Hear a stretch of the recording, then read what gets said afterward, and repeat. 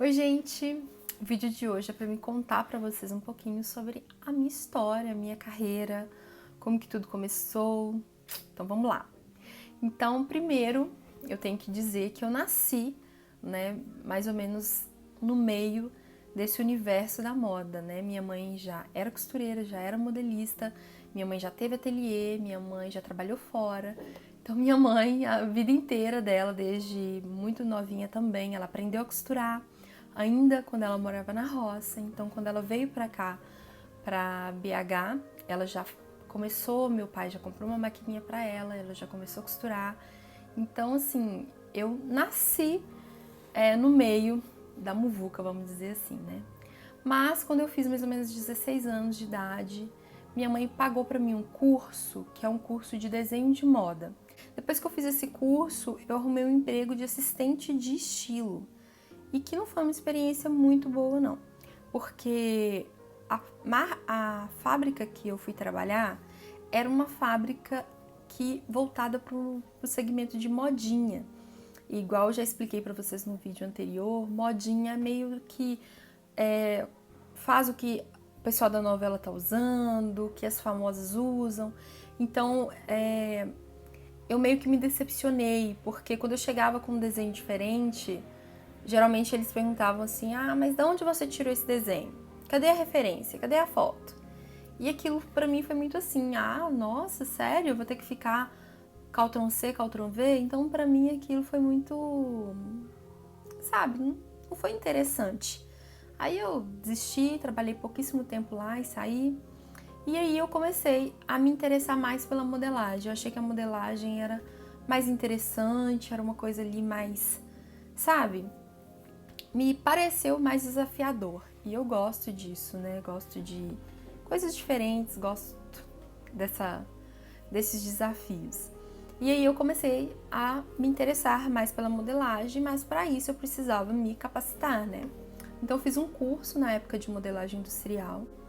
E nesse período que eu estava fazendo o curso, aconteceu uma coisa bem interessante, que a minha professora chegou para mim e me convidou para me participar da equipe dela, porque sim, ela atendia outras marcas, e aí ela queria que eu ajudasse ela, trabalhasse ajudando ela, né?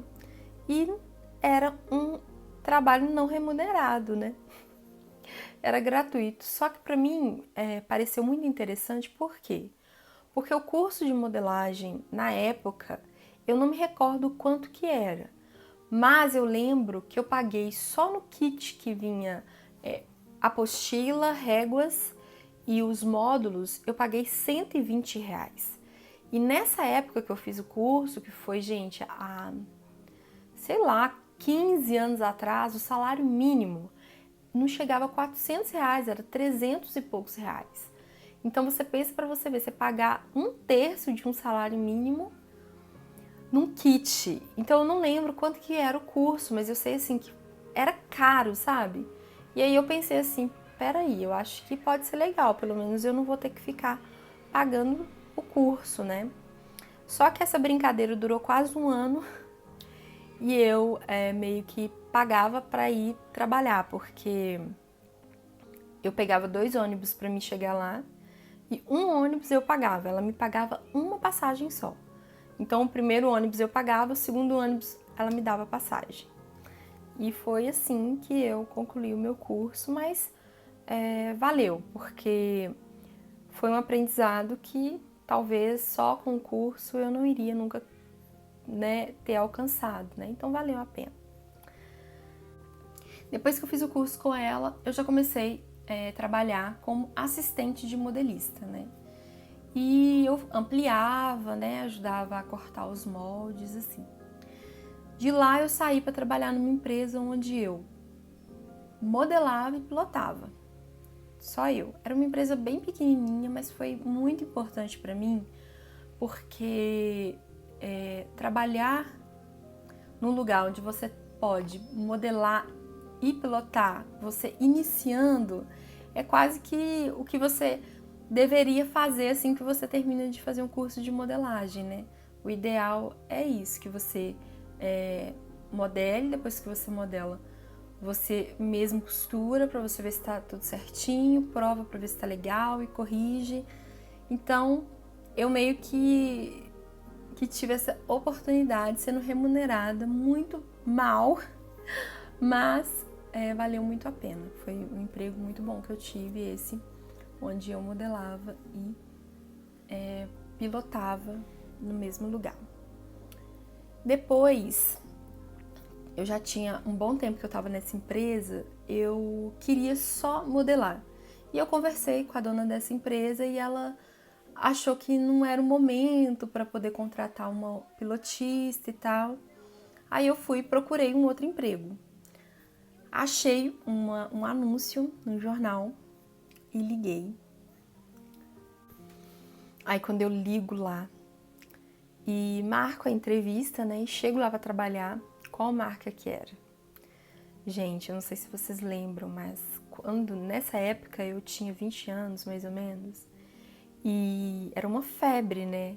Algumas marcas de roupa, tipo Vidibula, Zump, Olium, era tipo as marcas teen do momento e populares, as pessoas vendiam um rim para poder comprar uma calça jeans. E eu fui trabalhar nada mais, nada menos do que na Olium, que era uma das marcas também muito populares na época, né? Não sei se vocês chegaram a conhecer, mas tinha várias outras, tinha Sputnik, tinha Zump, né? Vidibula, como eu já disse, muitas outras marcas muito top. E entre elas, claro, a Olium. E pra mim foi tipo, uau, né? Nada, trabalhando na Olium e tal.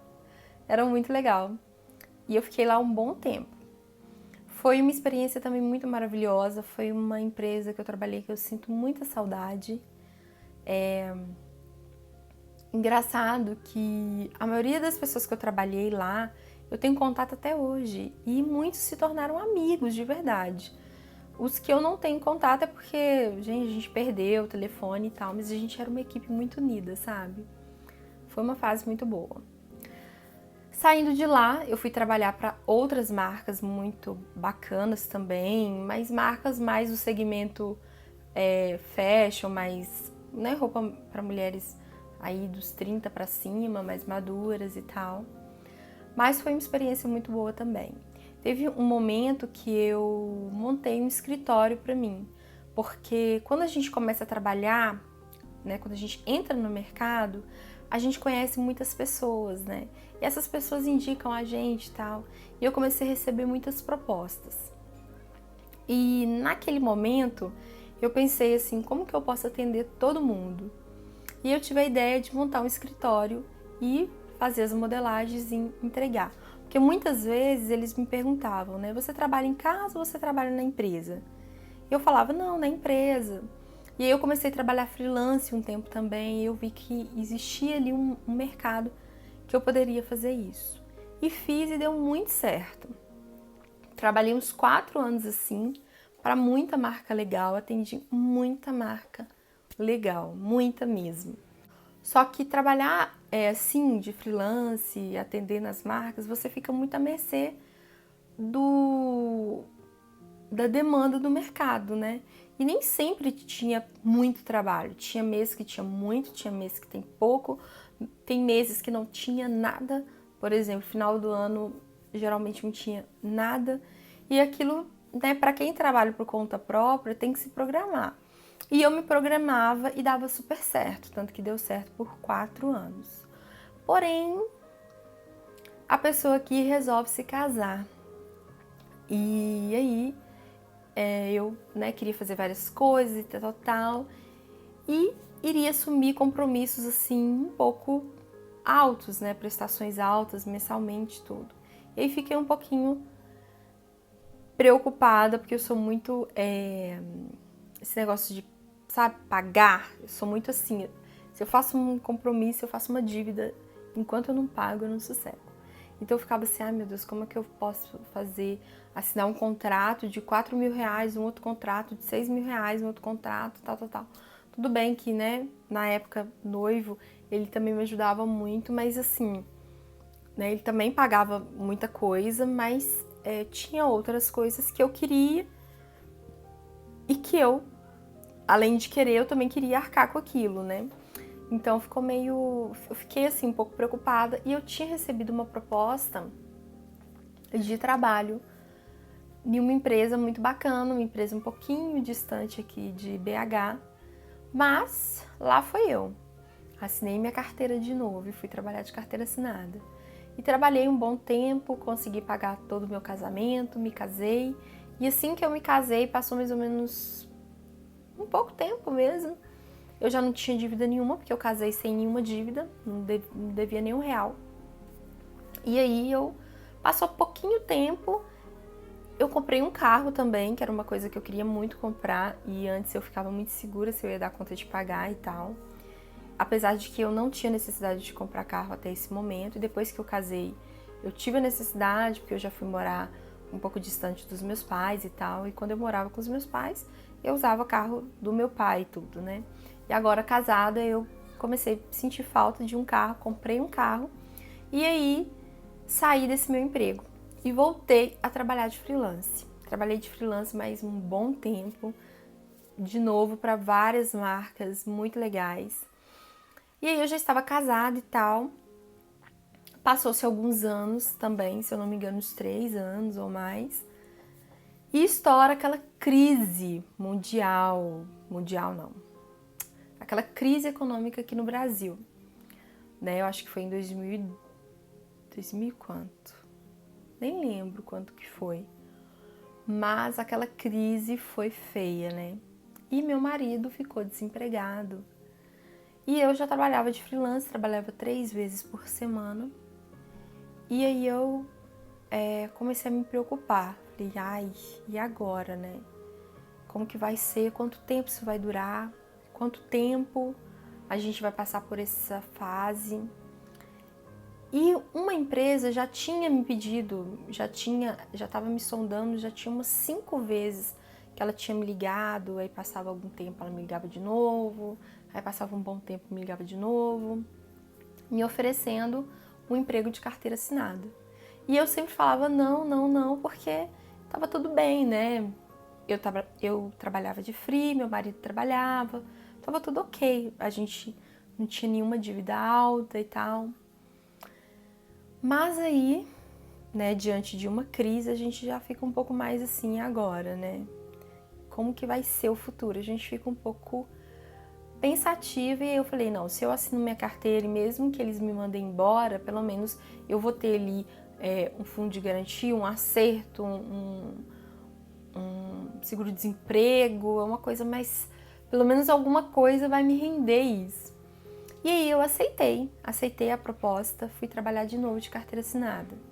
E em plena crise, né, eu tinha emprego, aceitei um trabalho de carteira assinada e com um salário muito bom, muito alto até.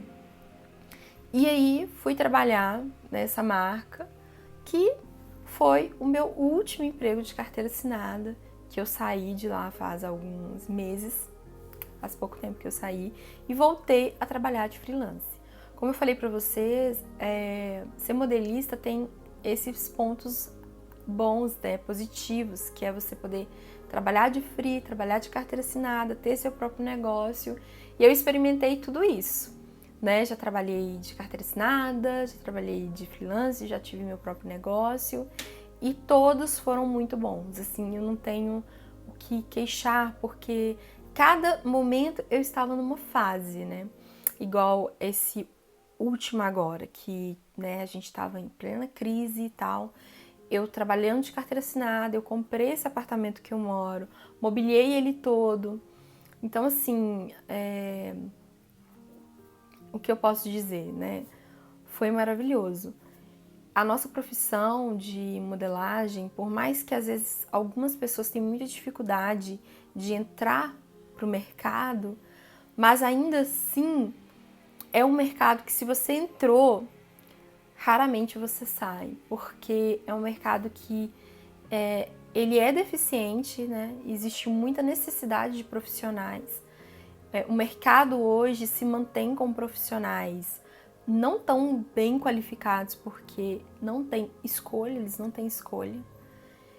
Ou eles ficam com esses profissionais, ou eles não trabalham, né? Porque não existe roupa sem modelagem. Então, é um mercado muito bom.